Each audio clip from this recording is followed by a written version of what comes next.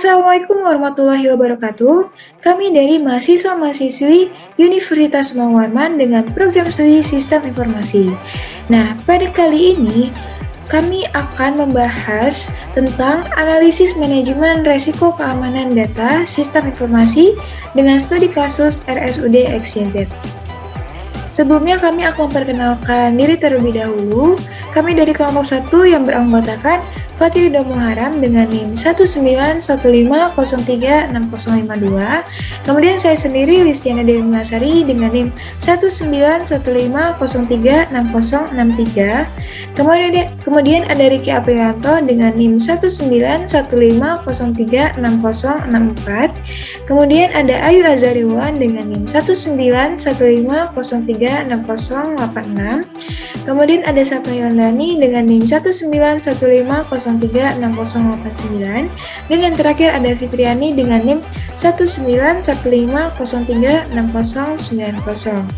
Nah, kemudian untuk pendahuluan dari materi ini, saya persilakan kepada Saudara Sapna Ramdhani. Saya persilakan. Jadi, di kesempatan kali ini saya akan membahas pendahuluan mengenai tema kita, analisis manajemen risiko keamanan data sistem informasi. Jadi di sini penggunaan teknologi informasi dalam bidang kesehatan khususnya pada instansi rumah sakit merupakan suatu hal penting dan tidak dapat dipisahkan dari proses bisnisnya. Namun, tentunya penggunaan dan implementasi dari teknologi tersebut dapat memicu terjadinya risiko yang mengancam keberlangsungan proses bisnis.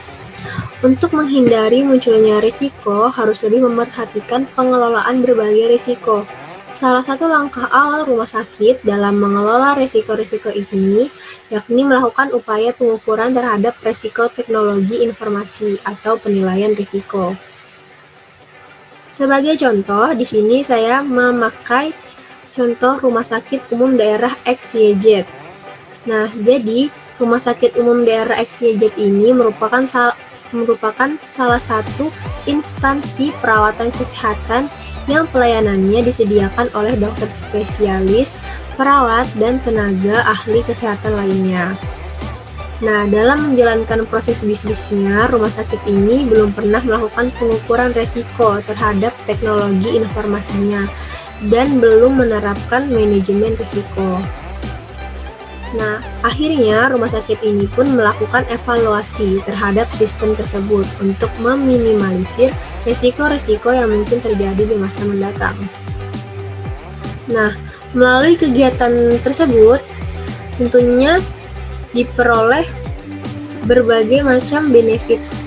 Nah, salah satunya di sini memperoleh hasil analisis penilaian manajemen risiko keamanan informasi bagi Rumah Sakit Umum Daerah XYZ. Yang kedua, dijadikan panduan untuk menyempurnakan penerapan teknologi informasi secara keseluruhan. Dan yang ketiga, dijadikan bahan acuan bagian peneliti selanjutnya berkaitan dengan manajemen risiko keamanan informasi rumah sakit. Di sini saya akan menjelaskan mengenai keutamaan risiko keamanan. Apa sih keutamaan dari risiko keamanan ini? Nah, dalam keutamaannya yaitu kita melakukan analisis risiko dengan bertujuan untuk mengukur dampak dari potensi ancaman dan menentukan seberapa besar kerugian yang akan diderita akibat hilangnya potensi bisnis.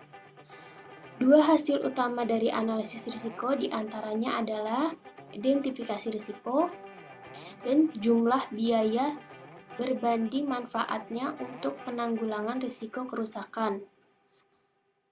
Kemudian,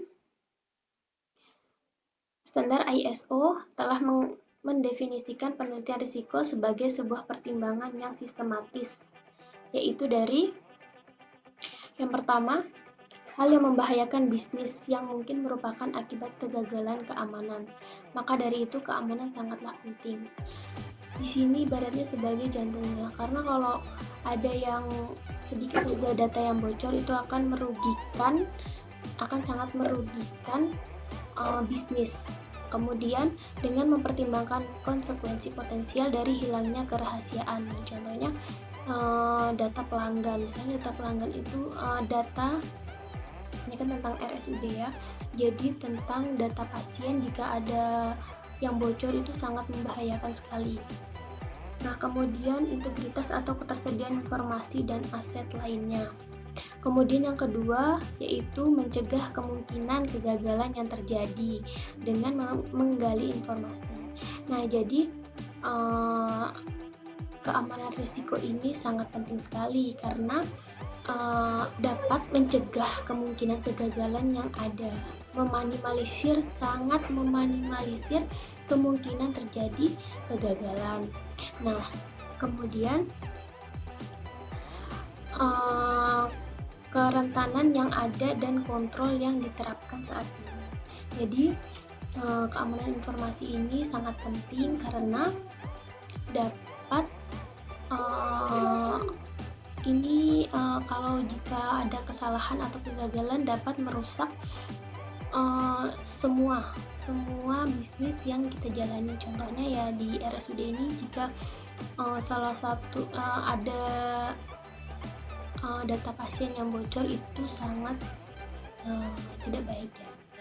Saya akan melanjutkan pembahasan yaitu masalah keamanan. Dalam penelitian ini diangkat suatu rumusan masalah mengenai langkah-langkah dalam menganalisis manajemen risiko sistem informasi keamanan data rumah sakit.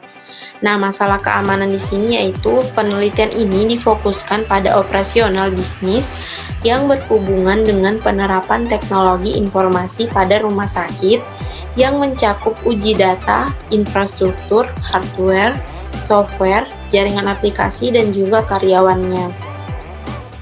Nah, penelitian ini diukur menggunakan metode Octave Allegro. Metode Octave Allegro adalah sebuah pendekatan terhadap evaluasi resiko keamanan informasi yang sistematik dan terarah. Kenapa penelitian ini menggunakan metode Octave Allegro? Karena tujuannya yaitu memiliki hasil yang lebih cepat tanpa memerlukan pengetahuan mendalam terkait penilaian resiko. Selanjutnya akan dijelaskan oleh rekan saya. Wassalamualaikum warahmatullahi wabarakatuh. Selanjutnya adalah perlindungan keamanan. Di sini perlindungan keamanan menggunakan metode Octave Allegro, yang mana metode ini lebih berfokus terhadap aset informasi dalam konteks bagaimana mereka digunakan, di mana mereka disimpan, dipindahkan, serta diolah, dan terakhir adalah bagaimana mereka terkena ancaman, kerentanan, serta gangguan sebagai hasil yang ditimbulkan. Langkah-langkah pada metode Octave Allegro. Yang pertama adalah membangun kriteria pengukuran risiko. Aktivitas pertama yaitu membuat definisi ukuran kualitatif yang didokumentasikan pada Risk Measurement Criteria Worksheet. Aktivitas kedua adalah memberikan nilai prioritas impact area menggunakan impact area ranking worksheet. Langkah yang kedua adalah mengembangkan profil aset informasi. Diawali dengan identifikasi aset informasi dan dilanjutkan dengan upaya penilaian risiko terstruktur pada aset yang dikritis. Aktivitas 3 dan 4 yaitu mengumpulkan informasi mengenai information asset yang penting dilanjutkan dengan menggunakan atau membuat dokumentasi alasan pemilihan aset informasi kritis. Selanjutnya adalah mengidentifikasi kontainer dari aset informasi. Pada langkah ini hanya ada satu aktivitas yang merujuk pada 3 poin penting terkait dengan keamanan dan konsep dari Container of Information Asset, yaitu mengidentifikasi cara aset informasi dilindungi. 3 poin tersebut adalah tingkat perlindungan atau pengamanan, aset informasi, dan kerentanan serta ancaman terhadap kontainer dari aset informasi. Step keempat adalah mengidentifikasi area masalah. Aktivitas pada langkah 4 yaitu diawali dengan pengembangan profil risiko dari aset informasi dengan cara bertukar pikiran untuk mencari komponen ancaman dari situasi yang mungkin mengancam aset informasi. Yang kelima adalah mengidentifikasi skenario ancaman. Aktivitas pertama yang ada pada langkah kelima ini yaitu melakukan identifikasi skenario ancaman tambahan atau dapat menggunakan threat skenario questionnaires. Yang kedua, aktivitasnya adalah melengkapi information asset risk worksheet untuk setiap skenario ancaman yang umum. Step ke-6 adalah mengidentifikasi risiko. Aktivitas yang ada pada langkah ke-6 ini adalah menentukan threat skenario yang telah didokumentasikan di information asset risk worksheet yang juga dapat memberikan dampak bagi organisasi. Step ke-7 adalah menganalisis risiko. Aktivitas pada step menganalisis risiko ini dimulai dengan melakukan review risk measurement kriteria, dilanjutkan dengan aktivitas kedua, yaitu menghitung nilai risiko relatif yang dapat digunakan untuk menganalisis risiko, dan pada step terakhir atau step 8 adalah memilih pendekatan pengurangan. Pada step ini, aktivitas pertamanya adalah mengurutkan setiap risiko yang telah diidentifikasi berdasarkan nilai risikonya. Aktivitas kedua pada step ke-8 ini adalah melakukan pendekatan mitigasi untuk setiap risiko dengan berpedoman pada kondisi yang unik di organisasi tersebut. Materi selanjutnya yaitu identifikasi komponen dalam perlindungan informasi. Nah, dalam langkah-langkah yang dilakukan untuk melakukan perlindungan terhadap informasi, maka terdapat komponen-komponen yang perlu dilakukan. Di antaranya yang pertama ada membangun kriteria pengukuran risiko. Nah, yang dimaksudkan dalam membangun kriteria pengukuran risiko ini yaitu diperlukan untuk mengukur risiko terhadap informasi user serta dapat mengkategorikan termasuk ke dalam kriteria mana risiko dari masalah yang akan mengganggu perlindungan informasi tersebut. Yang kedua ada mengembangkan serta menjaga aset informasi profil. Nah, pada langkah ini dilakukan sebagai upaya untuk melindungi informasi seperti profil dokter, karyawan, pasien, jadwal dari praktek dokter, transaksi pembayaran dari pasien, dan profil lainnya yang bersifat penting yang perlu untuk dijaga kebenarannya dalam kegiatan operasional. Nah, yang ketiga yaitu mengidentifikasi wadah aset informasi. Langkah ini dilakukan agar dapat mengkategorikan serta pengembangan dari aplikasi guna untuk melindungi data dari berbagai informasi pada rumah sakit tersebut. Nah, yang keempat ada mengidentifikasi dan mengembangkan area yang menjadi pusat perhatian pada komponen ini dilakukan untuk upaya perlindungan terhadap informasi di rumah sakit tersebut dengan cara mengidentifikasi ancaman serta cara mengatasinya sehingga pengembangan dapat dilakukan. Yang kelima yaitu identifikasi skenario dari ancaman informasi.